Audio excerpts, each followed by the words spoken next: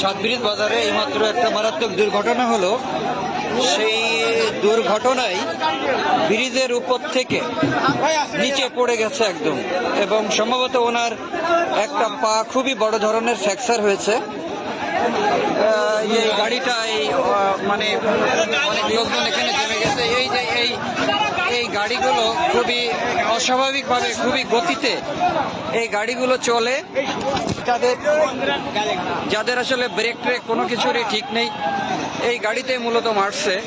এটা হলো এই যে কোনো এদের ব্রেকিং সিস্টেম কোনো কিছুই ভালো না। যাই হোক, ওই লোকটার অবস্থা খুব একটা ভালো নয়, তার পায়ে বড় ধরনের ফ্র্যাকচার আমরা দেখতে পাচ্ছি। এখানকার স্থানীয় লোকজন তার কপাটের নিচে থেকে বের করার জন্য চেষ্টা করছে।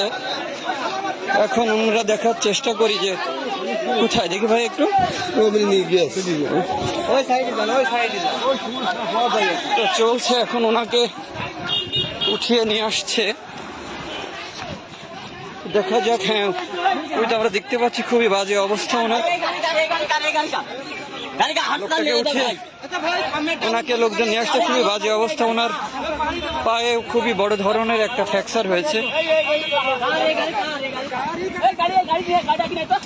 খুবই বাজে অবস্থা লোকটা।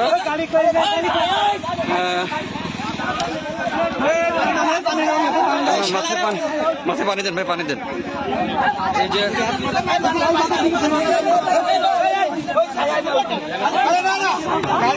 ভাই এনার বাড়ি কোথায় দেখে ভাই, শুয়ে দেন ভাই, শুয়ে দেন।